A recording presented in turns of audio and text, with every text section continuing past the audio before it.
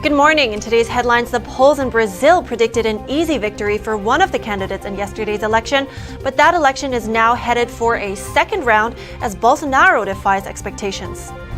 Rescue and recovery operations are underway in Florida. Find out what the state is doing to get things back in order. 125 people are killed in one of the world's worst ever stadium disasters. Find out what triggered Indonesian fans to head for the exits in panic. Meet the Hungarian man who was planning a house with a terrace and a view on his plot of land. After mounting construction and energy prices, he was forced to rethink. Find out what solution he's come up with.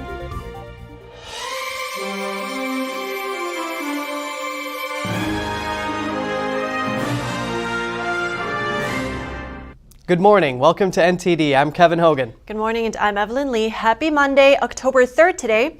We start off with Brazil. The top two presidential candidates will now face each other in a runoff vote. This after neither got enough support to win outright in yesterday's election. NTD's Daniel Monahan has the story.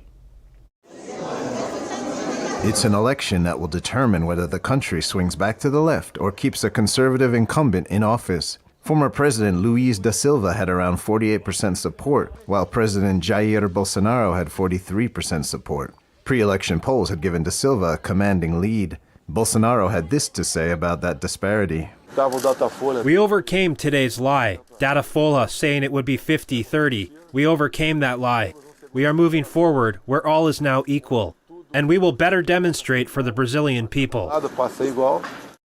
Bolsonaro's administration has built a devoted base by defending conservative values, rebuffing political correctness, and presenting himself as protecting the nation from extreme leftist policies that he says infringe on personal liberties and produce economic turmoil. He recently shared social media posts by conservative foreign politicians, including former U.S. President Donald Trump, who called on Brazilians to support him. And Israel's former Prime Minister Benjamin Netanyahu also expressed gratitude for stronger bilateral relations.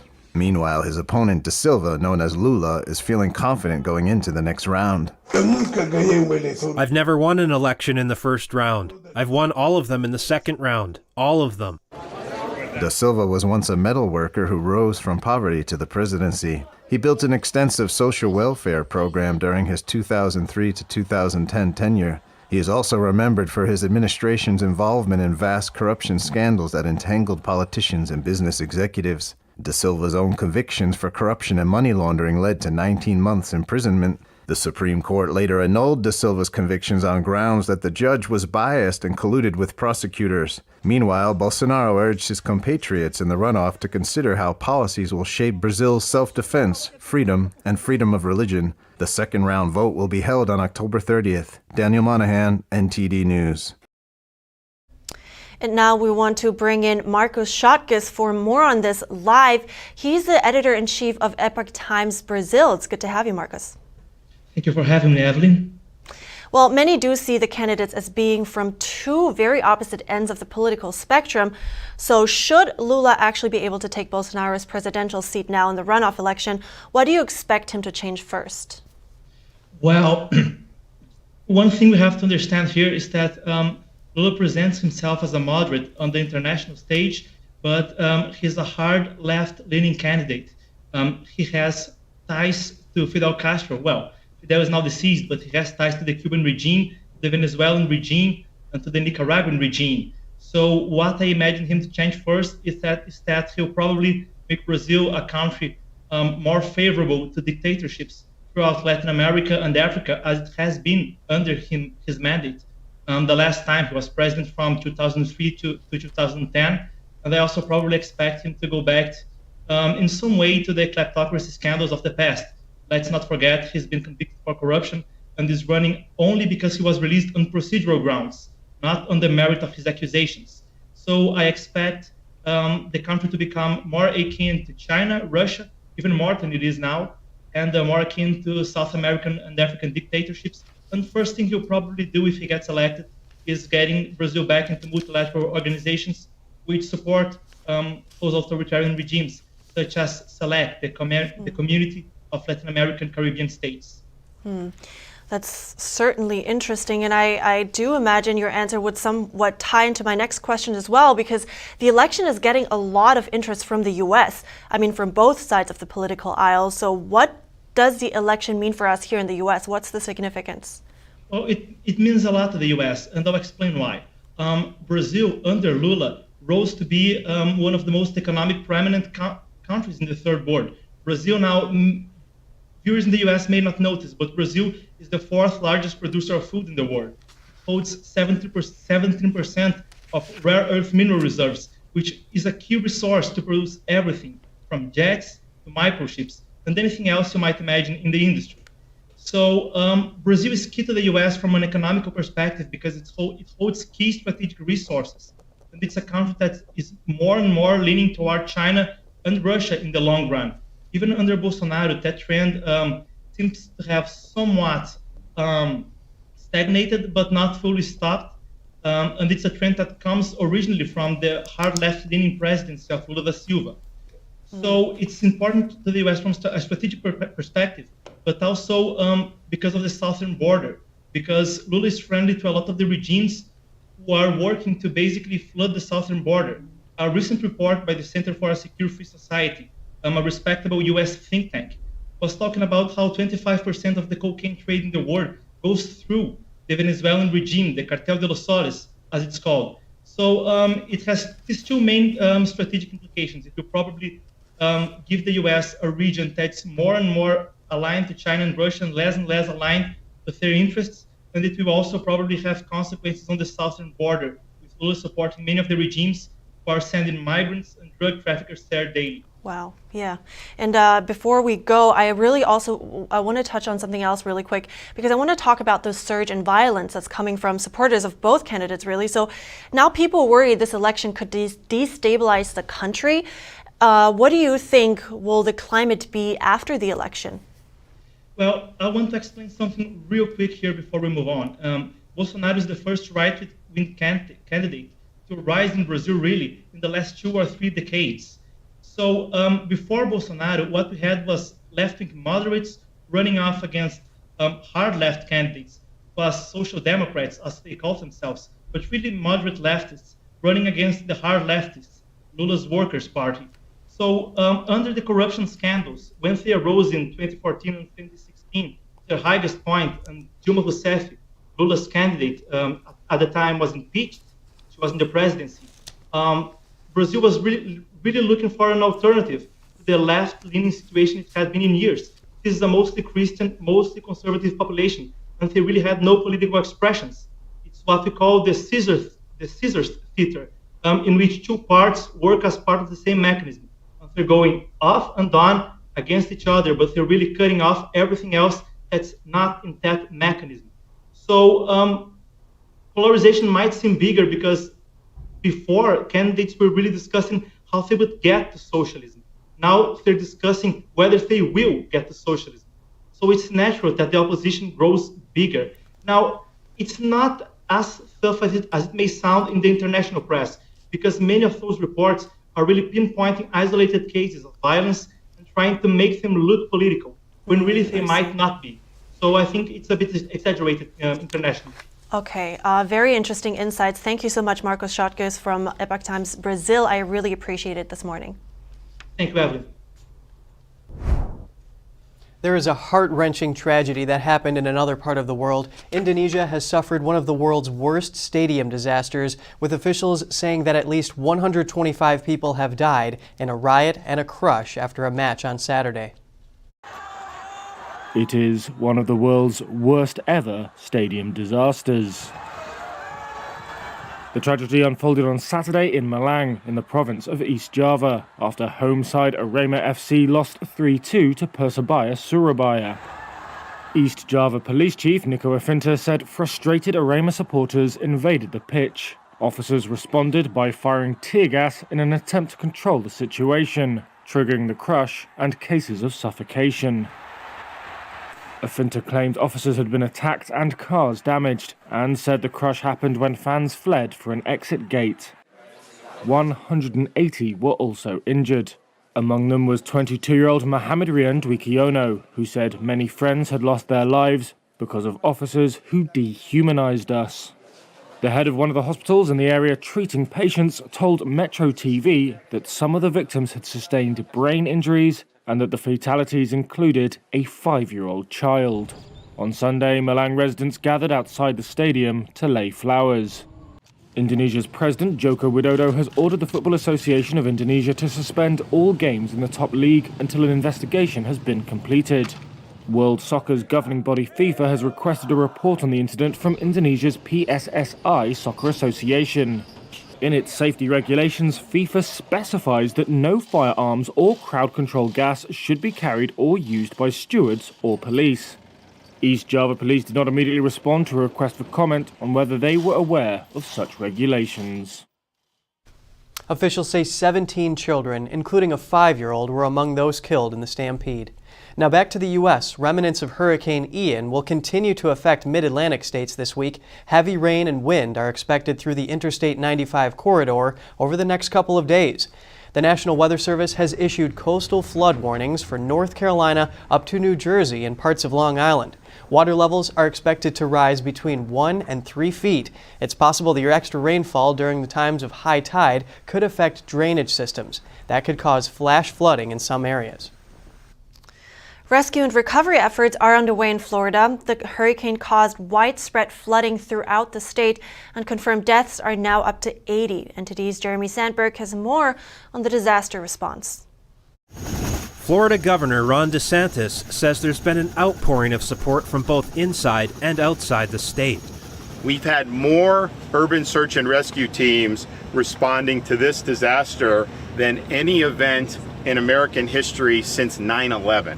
And so that's a massive, massive undertaking, and that's made a huge, huge difference for so many people. Despite over 2.5 million people losing their electricity from the storm, 93% of the state now has power restored. DeSantis visited Northport in Sarasota County on Sunday. And it's not just where the almost Cat 5 winds hit. This was a massive, slow-moving storm that dumped a historic amount of water on our communities, and a place like Northport has produced historic flooding.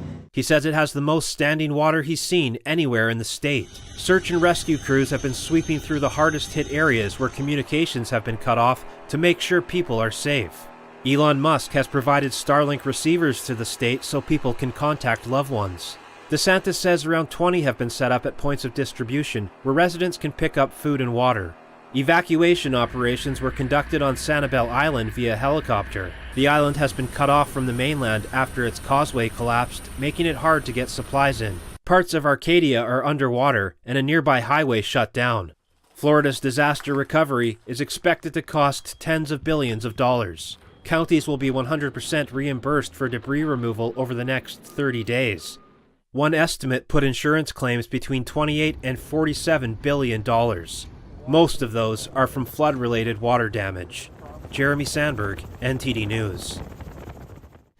The White House says President Joe Biden and First Lady Jill Biden will see the devastation in Florida firsthand on Wednesday. The Bidens will visit Puerto Rico Monday, where hundreds of thousands of people were still without power 2 weeks after Hurricane Fiona hit the island. And coming up, Texas officials bring us their insight into the severity of the border crisis. Find out what they suggest Governor Greg Abbott do to secure the state's southern border. And Tesla unveils a prototype of its humanoid robot. Find out what plans the company has for the technology and at what price it will be available. It may surprise you. Stay tuned for more right here on NTD Good Morning.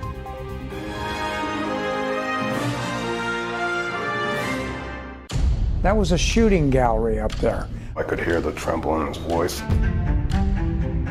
She suffered a very severe beating, and the video is pretty graphic. Justice for us seems almost impossible. It's not fun to watch somebody die, and they knew she was in mortal peril. They have not asked the hard questions. Why was the Capitol intentionally unsecure that day? The FBI had information about security concerns before January 6th. They're out for blood, and they're getting it. They appear to be winning. Were the actions of the Capitol Police out of line? Were there violations in use of force? Now I describe it as an inside job. I'm ready to do whatever God calls me.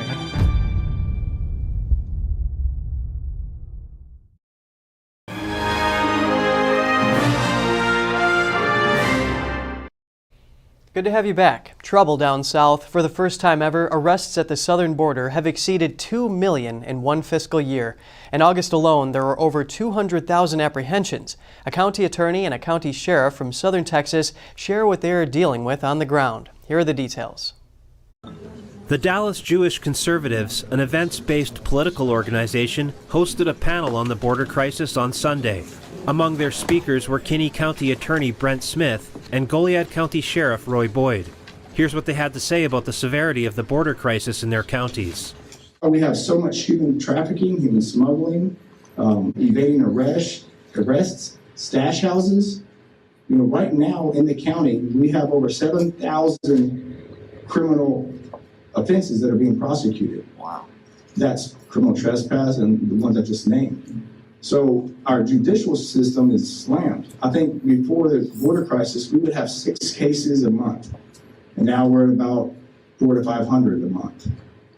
Kinney County has a population of just 3,000. It sits on the border with Mexico near Del Rio, Texas. Goliad County has a population of 7,000 and is situated between San Antonio and Corpus Christi. The cartels ruthlessly control the border, and they make sure that everybody who comes through that border pays them their money. And if they don't, they kill them. And how do we know that? Because they found train car loads of dead people in Mexico that had tried to sneak across the border without paying the cartel. Here's what the county attorney suggests Texas Governor Greg Abbott do about the border crisis. Under the Constitution, under Article 1, every state reserved the power to self-defense if actually invaded or threatened with imminent harm. That's what the disaster declaration that we're talking about, the invasion declaration we're talking about does. Governor Abbott can invoke that Article 1 authority and secure the border. It's not on the basis of immigration. He's not enforcing immigration law. The speakers are asking Texans to pay attention to the border crisis and ask their lawmakers to take action. Reporting by Allison Lee, NTD News. In a very different story now, United Airlines is pausing service at New York's JFK Airport at the end of October. Just weeks before that, the airline threatened to pull service from the airport if the FAA did not give it additional slots. United Airlines resumed service to JFK in March 2021 after a 5-year hiatus. The airline says the halt in service is temporary, but won't say how long it will last. It comes as a busy winter travel season is about to begin, but United says its schedule at JFK is too small to remain competitive. United's 100 employees at Kennedy International will be transferred to nearby airports. United customers who fly through JFK after October 29th will be rebooked. In other news, 3 U.S. postal workers have been arrested in a $1.3 million fraud and identity theft scheme. The Justice Department accuses the postal employees and a civilian accomplice of stealing credit cards in the mail. According to the DOJ, the credit cards were then used at a variety of high-end retail stores in New York and New Jersey. The Department of Justice says 5 other individuals involved in the fraud and identity theft scheme still remain at large. The charges carry lengthy prison sentences if the defendants are found guilty. And OPEC members will consider a proposal to cut oil production by 1 million barrels a day when they meet Wednesday. They will be meeting in person in Vienna for the first time since the beginning of the COVID-19 pandemic. OPEC, along with Moscow-led allies, are collectively known as OPEC+. The group is pursuing the strategy as the economic slowdown has hurt demand. A cut of 1 million barrels per day would be the most drastic reduction in oil production since the pandemic began. OPEC countries are hoping the move will help prop up falling oil prices, but the measure could hurt the global economy. Moving to tech, Tesla CEO Elon Musk on Friday unveiled a prototype of a humanoid robot. The electric car maker looks to produce millions of units and sell them for less than a third of the price of a Model Y. Our goal is to make a useful humanoid robot as quickly as possible. Optimus is designed to be an extremely capable robot, but made in very high volume, probably ultimately millions of units, and it is expected to cost much less than a car. Musk predicts the electric vehicle maker would be able to produce millions and sell them for less than a third of the price of a Model Y, which starts at around $63,000. Tesla is pushing to design and build mass-market robots that would also be tested by working in its factories. That sets it apart from other manufacturers that have experimented with humanoid robots. An experimental test robot that was developed in February walked out to wave at the crowd on Friday. Tesla showed a video of it doing simple tasks such as watering plants, carrying boxes, and lifting metal bars at a production station at the company's California plant.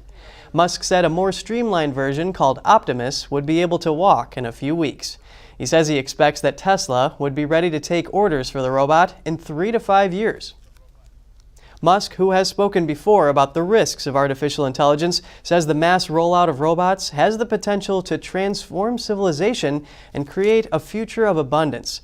But he says it's important that Tesla shareholders have a role in vetting the company's efforts. Up next, a little fishy or not, an Australian man turns rare and memorable catches into displays that anglers can hang on their walls. And meet the Hungarian man who was planning a house with a terrace and a view on his plot of land. After mounting construction and energy prices, he was forced to rethink. Find out what solution he's come up with after the break.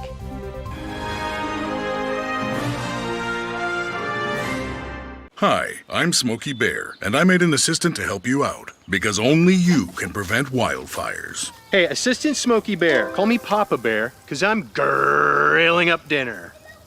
Do you get it? Yes, good job. So, what should I do with all these coals? Don't just toss them out. Put them in a metal container because those embers can start a wildfire. I understand.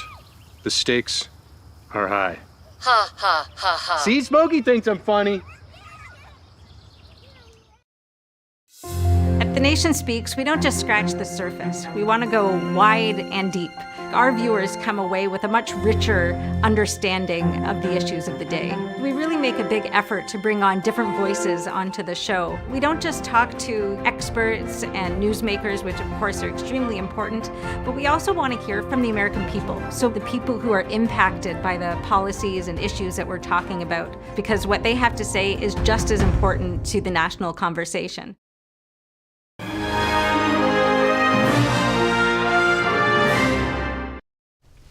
Welcome back. An Australian man has turned his hobby into a thriving business. He allows anglers to display a prized catch forever, and his creations are in hot demand. Here's NTD's Cost Jimenez. On every wall of Tim Butel's home in Queensland, Australia, his love of fishing is on full display. He's commissioned more than 100 fish molds, a collection of rare and memorable catches, which he hopes to one day pass on to his sons. It's become addictive virtually. We've had a lot of fun doing it and a lot of laughs, and the boys just love it. Matt Graves left behind a career in the mining industry to make fish and crustacean molds full-time. It's like a trophy, so if someone catches a big dambarra, they don't have to kill it, they can send me a photo of it, let it go, and I can recreate the fish for them. He makes a mold from real fish or even a photo, then creates a fiberglass replica and carefully paints it. A large fish can cost $2,000 and takes 5 days to make. Crustaceans are popular with collectors too. It's just like a big jigsaw puzzle, pretty much. Trying to get them all back naturally to make them look natural is probably the trickiest part. Word has spread about the business with contacts across the state quick to give him a call when they reel in something special. Business is booming, but keen anglers will have to wait. Graves is booked out for the next 5 months. Cost Jimenez, NTD News. David Zia works in Hungary's film industry. He never thought he would end up living in a yurt to escape the surging costs of living. He was planning a house with a terrace and a view on his plot of land near Budapest, but mounting construction and energy prices have forced him to rethink. The 37-year-old will soon reside in a large circular domed tent, like those used by nomadic people on the steppes of Central Asia. By the time the yurt is ready, it will be half the cost of what a lightweight construction house would have cost. I got a quote for that in the spring, and by the autumn, costs rose by another 30%, so the yurt is definitely much cheaper, and even cheaper than a normal house would have been. As far as the energy costs are concerned, even with the new prices, I will be much better off than what I'm paying now in a rented flat. His new insulated home will cover 861 square feet among the pine trees in Budakeszi. He will make big savings in the yurts, which he will heat using electric wall-mounted heaters. It will even be finished before the cold sets in. Zia is one of an increasing number of Hungarians who are choosing yurts as their permanent accommodation due to the energy crisis. Petra and Mihaly Pogany, who live on a farm near Kecskemét in eastern Hungary, moved into their yurt 3 months ago. In their former farmhouse, they only heated one room with a wood stove, and even that got cold by the morning. Now they can use a stove and electric floor heating in their yurt, which is kitted out as well as any standard apartment. Petra, who is expecting the couple's first child, says keeping warm is more important than ever. For me, it is a huge relief that even without the floor heating, we have the wood stove, and I have no fear that we will be cold, as I know that the stove will keep us warm. They plan to live in the yurt for years, while trying to save to rebuild their old farmhouse. Yurt builders like Gabor Adorian say their orders have soared. He is fully booked until next summer. It is rising steeply. Some say this will stay like this in the future, probably because many people choose this, not only because of the rising energy prices, but also because of the rise in the construction prices. To build even a smaller house is not possible for less than 30 to 40 million florins. But one can have a yurt up to 80 square meters for less than 10 million florins, and you can furnish it like a family house. He estimates around 1,000 yurts exist in Hungary now, with an increasing number being used as homes. Before, they were used only for tourists or people living off-grid. Building a yurt up to the size of Z's would cost less than $23,400, Adorian said. That's less than a quarter of what a small house would be. He added that yurts are considerably cheaper to heat, as the air circulating in a single round space keeps warm for longer. The largest yurt takes around 3 days to construct. That is really cool. The closest I ever came to a yurt was hearing that a friend of mine, the mushroom farmer, wanted to live in one. I mean, that's a really innovative idea. And 860 square feet, that's pretty big. Oh yeah, absolutely. And it's pretty smart to save on heating costs. You know, Evelyn, when I was living at the homestead, before we got power in the cabin, I heated the place with a wood-burning cook stove. It did the trick in the colder months, but, you know, it did cool off by morning, even though I put more wood in it before going to sleep. I can imagine. Maybe you should have just stayed in a yurt then. Oh yeah, good idea. Well, that's all for today's program. We'd love to hear from you. Before you go, you can share your thoughts and your story at goodmorning@ntd.com. So shoot us an email if you'd like. Thanks for watching. I'm Evelyn Lee. And I'm Kevin Hogan.